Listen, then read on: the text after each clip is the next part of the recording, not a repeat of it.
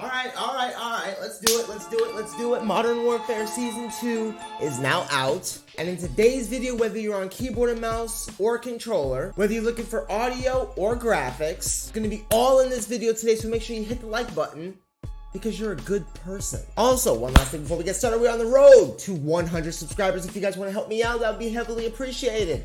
Subscribe because you're a great person. Let's get right into it.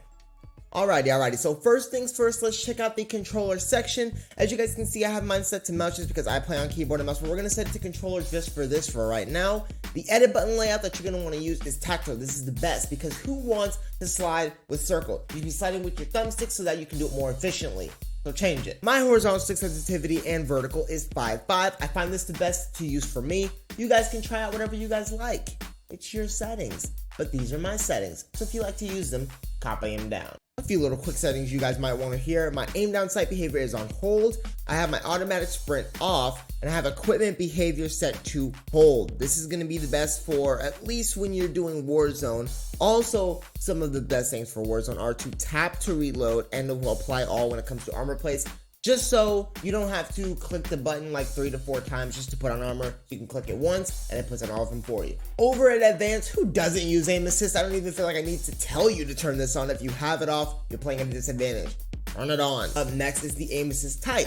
I've been using focusing. I've heard great things about Black Ops. Maybe I might try it. I don't know. But for now, I use focusing. And my aim response curve type is on linear. A lot of people use dynamic, but I like linear more just because when I'm aiming at somebody, it actually follows them without even me having to touch the stick. It's amazing. You guys might also want to see my input dead zones. Here they are. Copy them down. Now over to the keyboard and mouse section. This is where I am most prominent because I do use a keyboard and mouse to play. My menu mouse sensitivity is 1.0, even though I don't even know why you would want to know that because everybody's mouse settings and sensitivities are completely different to mine.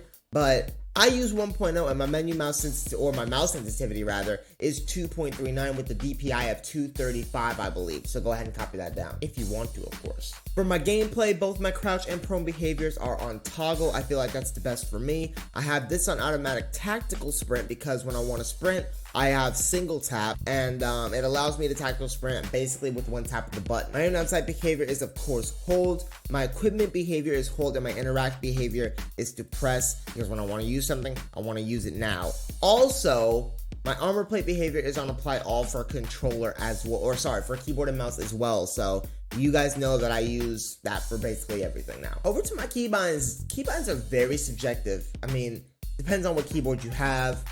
You know, your finger orientation, how fast you press the keys. I don't freaking know. All of my movements basically basic on WASD. F to interact. Jump is, of course, spacebar. Prone is J because, I don't know, I might change that later, to be honest. Crouch and sprint are control and shift respectively. And then you guys already know how to fire and aim down sight. I don't have to tell you guys how to do that. For my reload is mouse wheel down, and for my next weapon is mouse wheel up.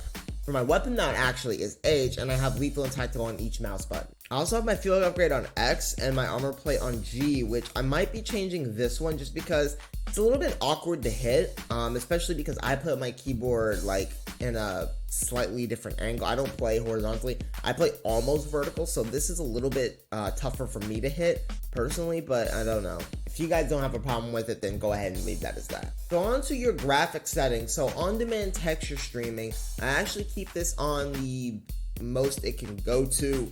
I really like my game to look really good. It's also why I turn off world and weapon motion blur and also film grain is because these just make your game look ass, in my opinion.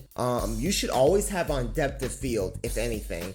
And then the fidelity stuff, this just makes your game look better. So if you're a content creator, you want your game to look a little bit better, you put this on and you put this to the highest. My field of view is of course 120 because who's playing at 60 in 2023?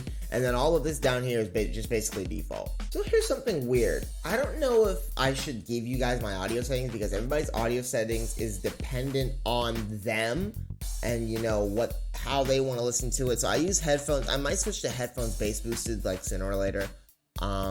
But for now I just have it as headphones. Here's all my volume settings just in case you guys wanted to see that. I don't know why you would use your own audio settings, but hey, if you want mine, you want mine. And that is basically it for my settings. If you guys want to see updated class setup tours, more settings videos, and all around Call of Duty content, make sure you hit the like button and subscribe to the channel. We are on the road to 100 subscribers. Be a part of the Under 100 Club. Thanks for watching. Hope you have an awesome day and peace out.